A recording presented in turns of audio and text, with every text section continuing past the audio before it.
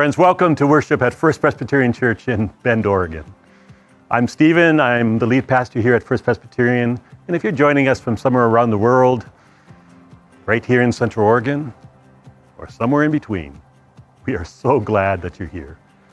We try our best to practice what we call a spacious Christianity here, where you will find people at very different places theologically, spiritually. We love it that way. We believe diversity is a strength. Questions and doubts are gifts, taking us into deeper conversations. And we believe that every story is sacred. Everyone matters. And together with wonder and curiosity, we journey exploring God's story and our place in it. So as we get ready to worship, I invite us to kind of make the transitions from getting to wherever we happen to be to just being present. So I invite you to kind of drop your shoulders from your ears. So often when we're holding anxiety, even in ways we don't even realize, we're holding our shoulders up by our ears. And I invite you to loosen any tension you're feeling in your jaw. And loosen and release and relax that space between your eyebrows. And now I invite you to take just 3 deep breaths. So often we hold our tension, anxiety, and fear without even realizing it in our chest, and our breathing is shallow. Just take 3 deep breaths. Imagining that breath dropping to about 2 inches behind your belly button. And just be present. Be present to the love that's always present to you. Because when we turn our hearts toward that love, when we're present to that love, anything's possible. Welcome. Good morning. Good morning. Owen and I are here this morning to light the candle. Mm-hmm. We light the candle because it helps us think about joy and things that reflect goodness. And even in dark times, we can look at a candle and think there is lots to be thankful for and lots to hope for. We hope you have a wonderful day. Bye. In the face of a culture of death, a world of killing fields, a world of the walking dead, Christ is at the head of the resurrection parade, transforming our tears of betrayal into tears of joy, giving us dancing shoes for the resurrection party. And this glittering joker who has danced in the dragon's jaws of death now dances with a dance that is full of nothing less than the fullness of God. This is the dance of the new creation. This is the dance of life out of death. And in this dance, all that was broken, all that was estranged, all that was alienated, all that was dislocated and disconnected is reconciled, comes home, is healed, and is made whole.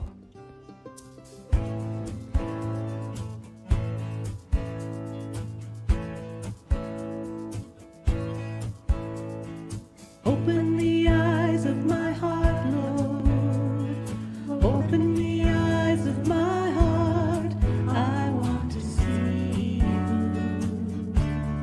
I want to see you. Open the eyes of my heart.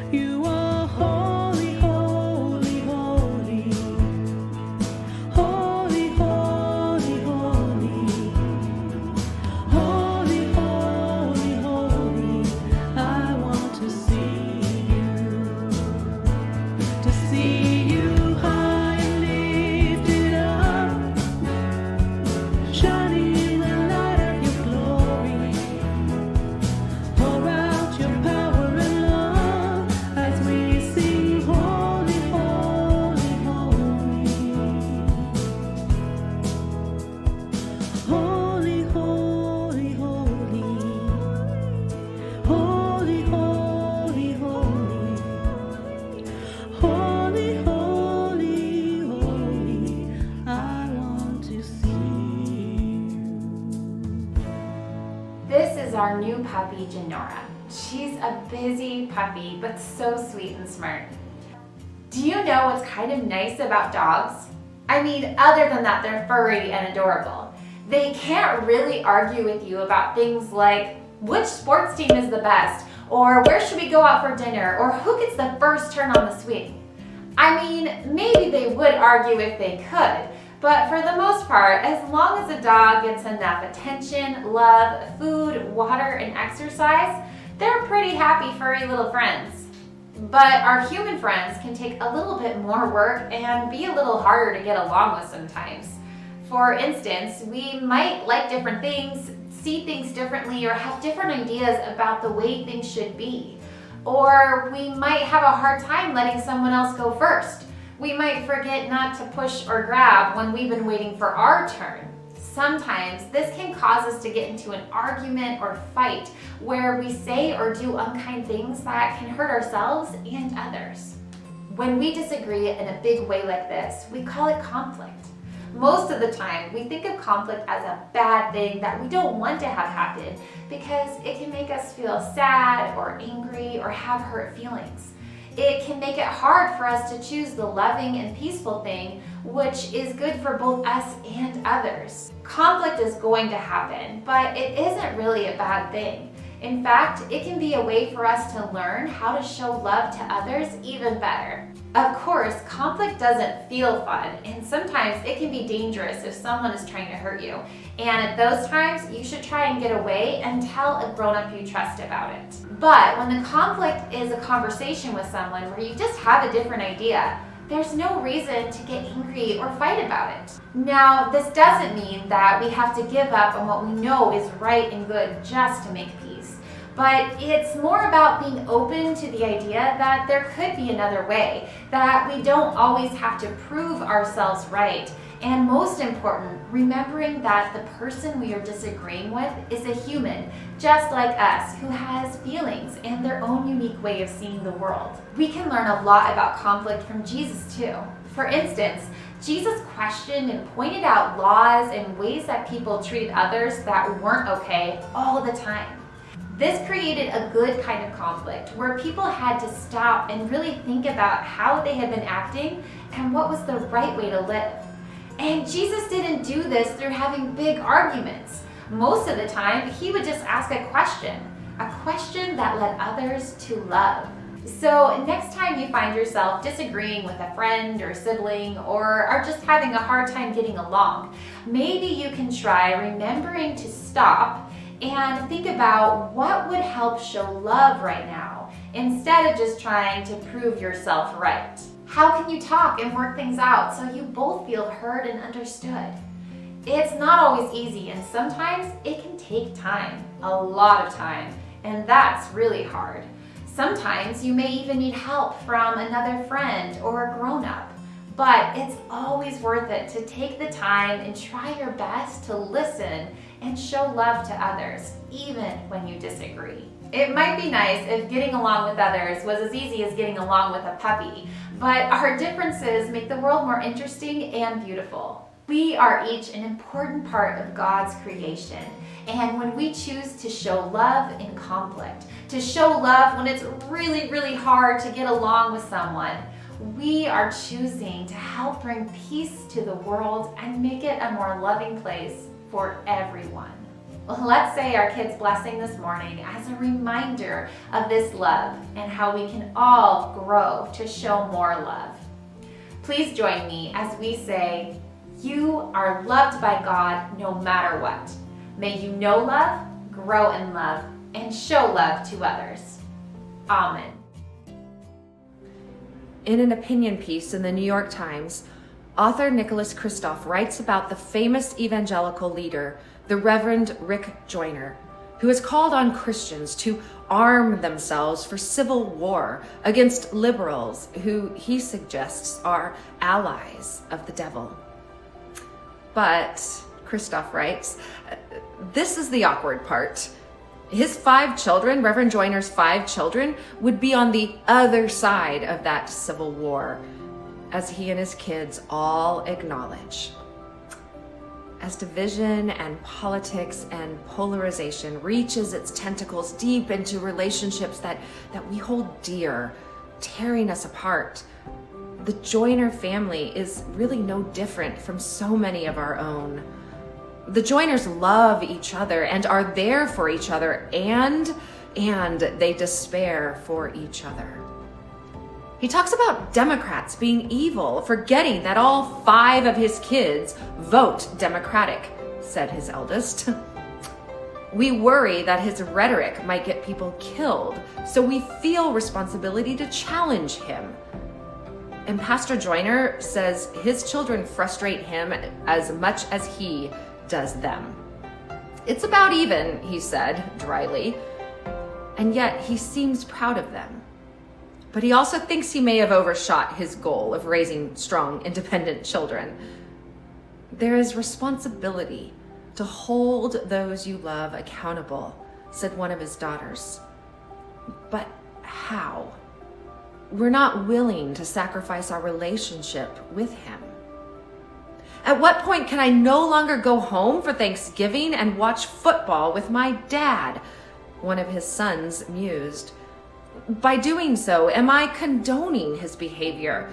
It can be hard to draw that line in the sand, especially when you love this person.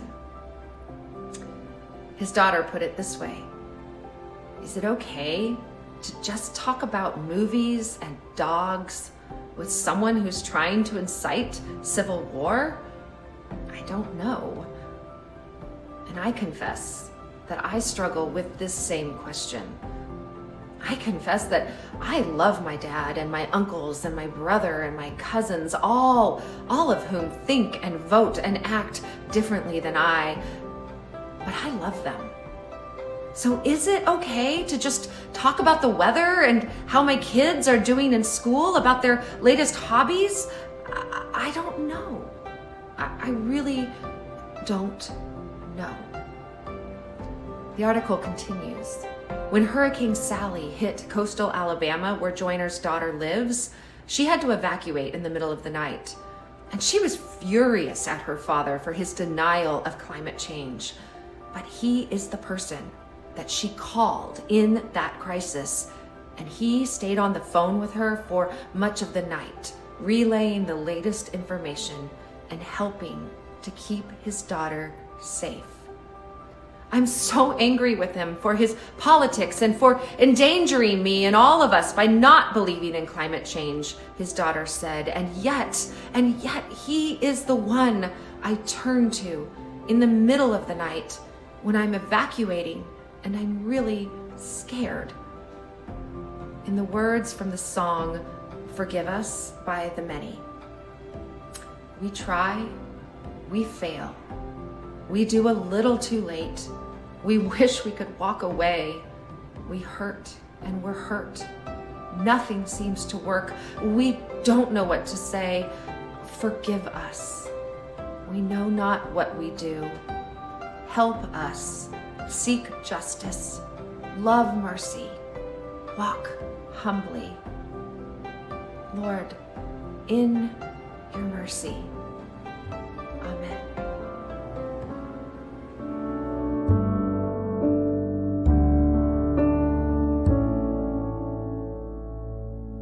We try, we fail, do too little too late. We wish we could walk away. We hurt, we're hurt, nothing seems to work. We don't know what to say.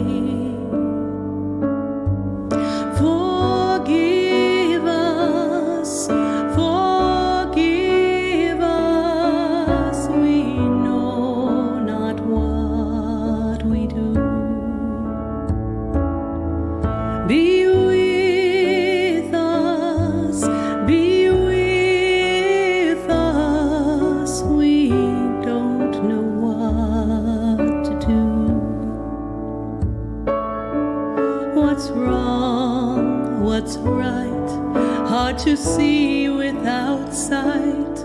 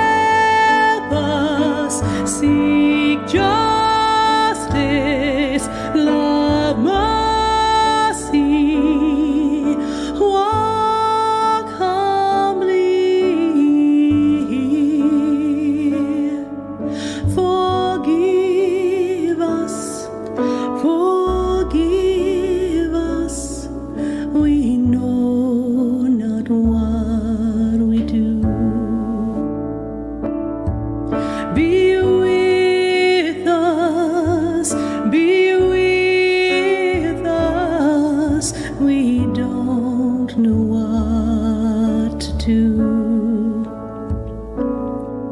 We don't know what to do.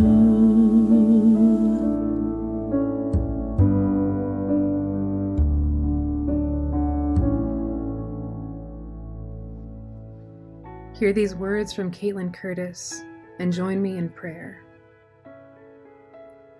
God of whatever the hell this is, God of humanity tearing each other to shreds, God of police brutality and the too young dead, God of those who colonize and corrupt, God of this sacred earth. What the hell are we supposed to do now? There aren't enough candles to light. Sacredness that envelops threadbare mothers and exhausted workers, who holds the incarcerated and the immigrant and the protester. God who does not forget the deeply wounded ones. How the hell do we heal?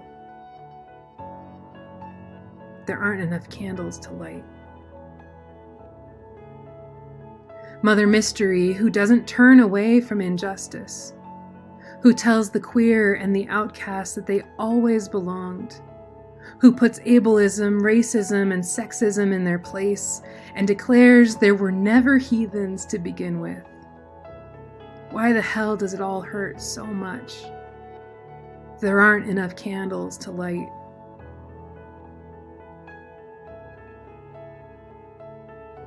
God of unexpected diagnoses, God of worry, God of the lonely, God of those who feel forgotten, God of those who doubt that they are so dearly loved.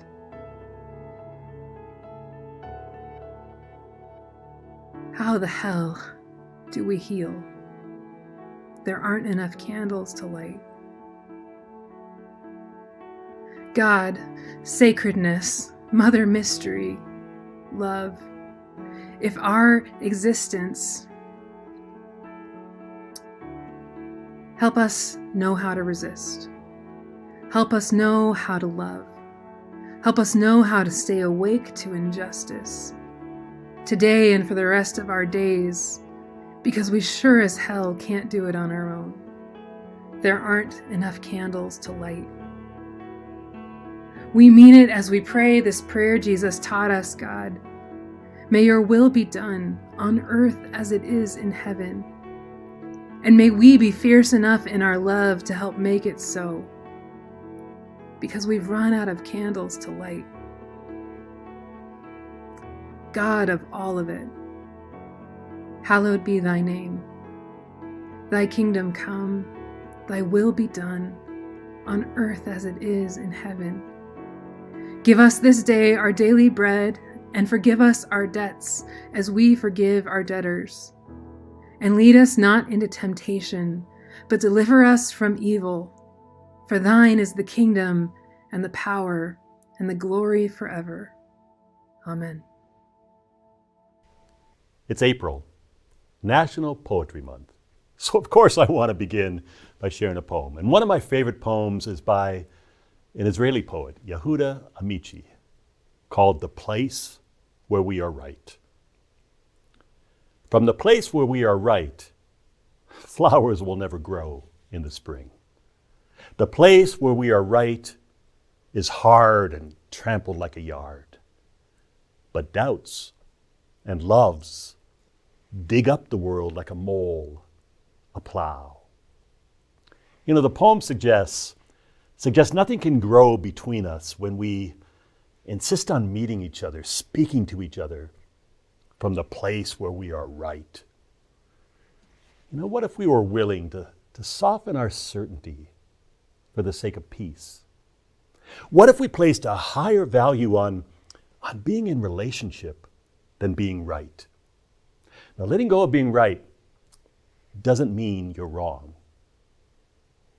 It means you're choosing to love, creating a brave space that can hold the tension of difference and disagreement as you try to find common ground, as you try to find a shared humanity. I've said many times, conflict is inevitable. Conflict is the stuff of life. Combat is optional. The goal isn't to disagree less. The goal is to disagree better. And instead of stomping around, hardening the ground in the places where we are right, what if we tried to find common ground? Where we can till together to help grow a new way of being community. Our differences and even our disagreements can be life-giving if they're rooted in the rich soil of our shared humanity. It's no accident that humus, the organic component of soil, and humility come from the same root word. Humus helps plants grow. Humility helps relationships, community, love grow. I recently watched a TED Talk by Ali Abu Awad, a Palestinian activist, and the TED Talk was called Painful Hope. Ali has seen the suffering of the Jewish people. He's also seen and experienced in his own body the suffering of the Palestinian people.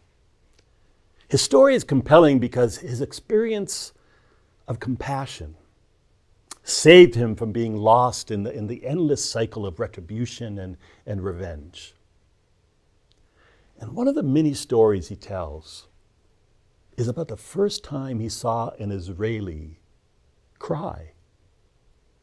It was at a bereavement group that they were hosting in his family home. And he was amazed, he said, because he never imagined that Israelis cried. He only thought of Israelis as the enemy. He said, I was convinced that I am the only victim and they are the enemies. And suddenly you see them as a human being when you see them cry. Ali's brother was killed by an Israeli soldier. In his TED Talk, he said he had this growing realization that no amount of suffering he could create in others would relieve his pain or bring his brother back. So instead of living in anger and retaliation, he decided to work for a new and a different kind of future. So he's working to build a nonviolent movement to get Israelis and Palestinians to work together to build relationships. His unlikely partner in this work is Rabbi Hanan Schlesinger, who actually has a similar story about realizing that Palestinians are more like him than different than him. Rabbi Schlesinger described the first time that he intentionally went to meet a Palestinian. His wife told him not to go. It's too dangerous, she said, but he went. And he saw Palestinian kids wearing shirts that said, peace. And he thought that, how strange. Because Palestinians are not for peace, he thought to himself. They just throw rocks. They hate us. But here were Palestinian children who were for peace. Hanan realized that they live so close together, but they live so far apart. Sometimes they're only separated by a fence or a wall, but on that day he saw that they were separated by so many of their assumptions and so many of their fears. On that day he began to know real people, to see real people, and his life began to change. Now Ali and Hanan travel together, telling their stories, trying to foster a grassroots movement of mutual understanding and nonviolence. You think about it. Imagine the possibilities. If we realized there is no us and them, there is only we. Imagine if we move from the place where we are right and with a heart of humility tried to see God in the other, turned our clenched fists into open hands. Relationship expert John Gottman says that in relationships, we are moving in one of three directions at all times. We are moving away from each other, or we're moving against each other, or we're moving toward each other. I mean, every thought we have, every behavior either joins you or separates you. You know, it says in 2 Corinthians 5, it says that the Spirit of God was in Jesus, reconciling the world toward God's heart, moving people toward God. And we have been given that same ministry of reconciliation. What that means is that the Spirit of God was present in Jesus, moving toward people in love, joining what was divided, healing, restoring what was broken. So how would our faith change if we understood that forgiveness, healing, reconciliation are the primary movement of God's Spirit? During April and May, our theme is rhythms, practices for a Jesus-centered love. You know, over the next few weeks, we're going to focus on some of the rhythms and practices of what it means to live and love in the way of Jesus. You know, what it looks like to embody the spirit of love that was present in Jesus, the spirit of love we proclaimed at Easter that could not be defeated. The spirit of love that doesn't move away or against, but is always leading and moving us towards others with humility and love, often moving us in places we may not want to go. You know, in his Sermon on the Mount in the Gospel of Matthew, Jesus says these remarkable words. If you are offering your gift at the altar, and there remember that your brother or sister has something against you, leave your gift there in front of the altar. First, go and be reconciled to them, then come and offer your gift. Whoa. Think about the implications of that just for a second. The implications for our church budget if we actually took Jesus seriously.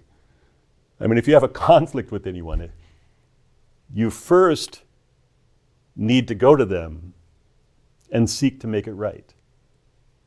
And only after you seek reconciliation do you then come back to worship and make your offering. Can you imagine? Take a second. Think about someone with whom you have a conflict. Or maybe someone with whom you just vehemently disagree. They see the world just so differently than you do. Or perhaps someone you judge harshly. Now imagine intentionally moving towards those people with humility and love, listening, trying to understand, seeking common ground, connection, seeking reconciliation. And imagine doing that before participating in worship. I'm guessing that I just pretty much guaranteed that we'll have no one in worship next week. Okay, I'm kidding. Sorta. Imagine what might be possible if we took Jesus seriously.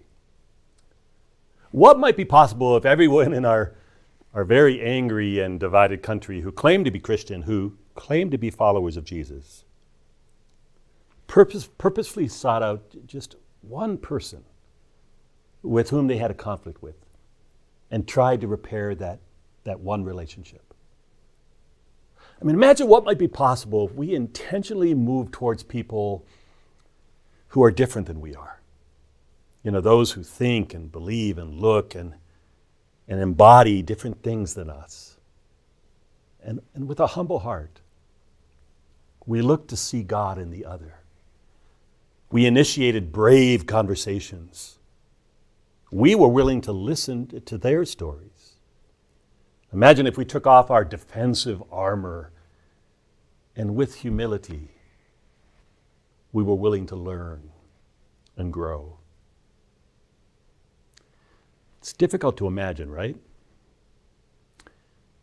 But when we live in the way of Jesus, when we embody the spirit of love that was present in Jesus, it's dangerous because that spirit moves us towards others. That spirit moves us in the direction of reconciliation. That spirit often moves us in places we don't want to go. And maybe Jesus is saying in this passage of Scripture that that's part of our worship. So imagine it's Sunday morning. You just woke up. You plan to attend worship in a couple hours. What if before you attend worship, we searched our hearts for where there's conflict, where there's judgment, where there's bitterness, where there's hatred, where we either feel distant or against someone? What if you send an email or a text to someone you're in conflict with, asking for an honest conversation in which you desire to seek repair? What if you reached out to someone who holds very different views than you do, saying you know that you disagree on many things, but you want to be in relationship with them? What if you spend some time thinking about how you might use your voice in public spaces as a peacemaker? You know, lifting a voice of love as a counter testimony to the many voices of anger and hate. What might be possible if we treated the time between weekly worship services as the time to get right with each other? The time to make repairing broken relationships a weekly priority. The time to resist the forces of polarization that try to pull us apart. And instead, we intentionally build bridges wherever we can. That would be something, wouldn't it? You know, it may not change our larger culture overnight, but I can't help but think it would change us and play a part in healing the corrosive anger and hate that's all around us. I can't help but think that's the kind of worship Jesus had in mind. I received an email this week sharing a story that took place last November during the election, and I want to share it with you. It said, in this time of hostility and polarization, when people are being driven further and further apart, I want to share something that reminds us to listen to our better angels. My husband bikes to work, and yesterday he passed 2 houses in our neighborhood that had posted yard signs for the candidate my husband and I vehemently oppose. And my husband noticed one sign was vandalized with graffiti and the other sign had been crushed and destroyed. My husband stopped, got off his bike, knocked on the door of each house, told the owners that he was a supporter of the other political party, and he said he was sorry that their signs had been damaged and that he wanted to buy them new signs. He reiterated that no one should treat a neighbor this way. I confess I gulped hard when when I heard that my husband actually offered to buy new yard signs. But then I thought, how would I feel if the situation was reversed and someone did the same for us? My husband said he hoped it would help them rethink how they felt about their neighbors, perhaps diffuse some of the anger, maybe even start a brave conversation. After all, the world can only be changed one brave conversation at a time. Friends, may we practice the rhythms of Jesus. The rhythm that moves us toward one another in a spirit of humility and love. May we practice resurrection, trusting the love that could not be defeated is the love that can heal our lives, our nation, our world. And may we remember that we came from that love. We are made by that love. And we are here to live that love. May it be so.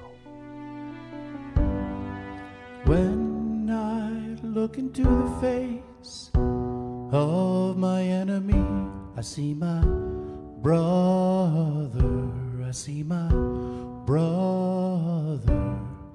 When I look into the face of my enemy, I see my brother, I see my brother.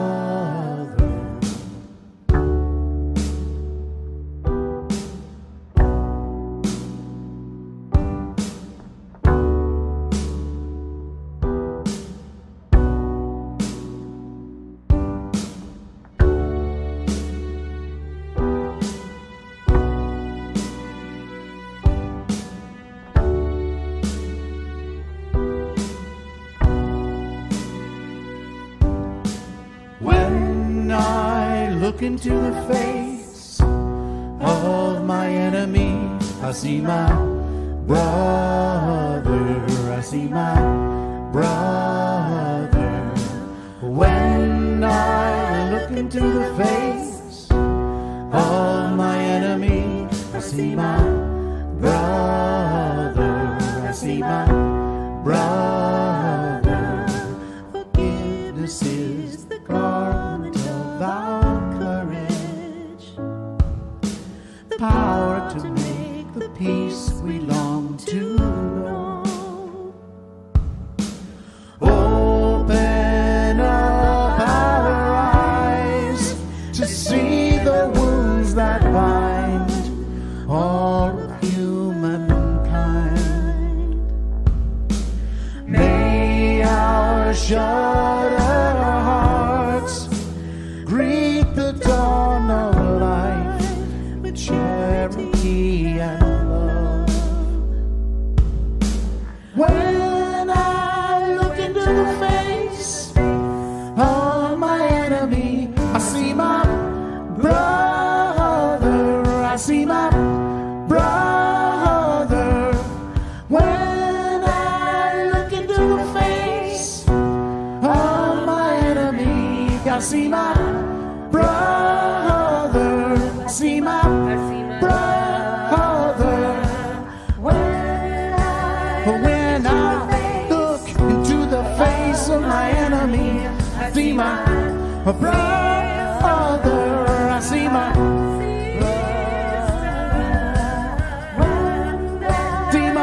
brother, I see my sister, I see my father, see my mother. Look into the face of my enemy, I see my brother, I see my brother.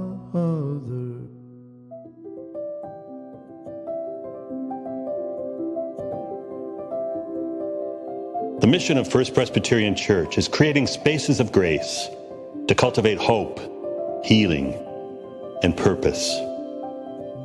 Friends, you inspire me every single day with your incredible generosity. Your generous financial gifts become expressions of grace where and when it is needed, changing lives. Your financial gifts have purchased gas and food gift cards for families who are really struggling during this pandemic. Your financial gifts provided hygiene kits for homeless youth, made it possible for us to open our doors as an emergency smoke relief shelter. Your financial gifts give over 500 students a chance to go to school in places like Burundi and Guatemala. Your financial gifts started Pandemic Partners, helping thousands of neighbors help their neighbors. Your financial gifts make our online worship possible, where we're reaching people not just in Bend, but across the world.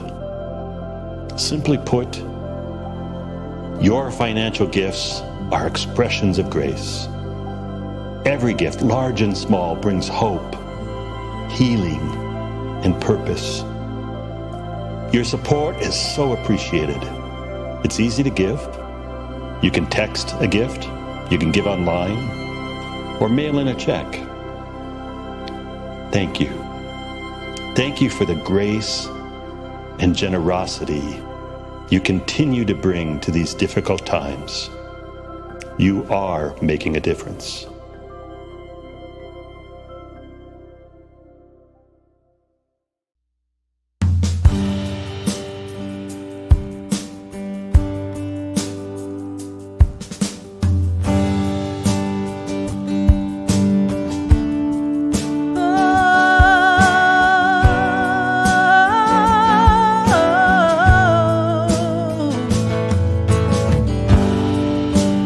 Everyone needs compassion, love that's never failing. Let mercy fall on me. Everyone needs forgiveness, the kindness of a Savior, the hope of nations.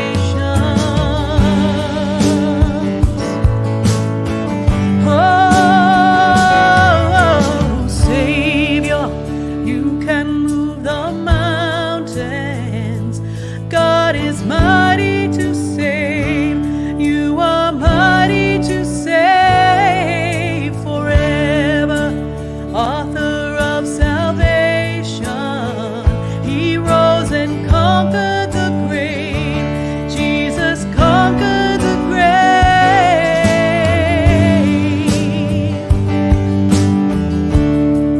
Oh, He conquered the grave.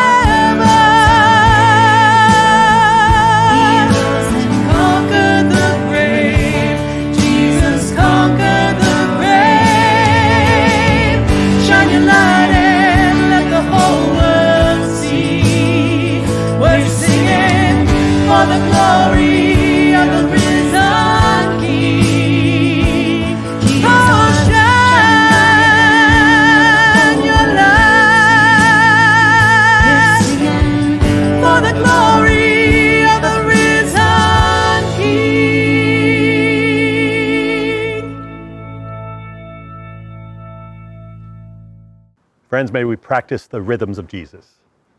Those rhythms that move us towards others. Those rhythms that move us especially toward those places of disagreement and difference. That move us toward others with a spirit of humility and love. May we practice resurrection, trusting in the love that cannot be defeated. Trusting that love will heal our lives, our nation, our world. And may we remember that we came from that love. We are made by that love. And we are here to live that love. So go in peace and be peacemakers. Go in courage. Dare to have those brave conversations. And go in love. Go and be love. Trusting that the presence of love is with you always. Worthy is the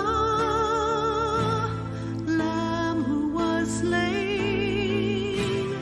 Holy, holy is He. Sing a new song to Him who sits on heaven's mercy seat. Sing with me now.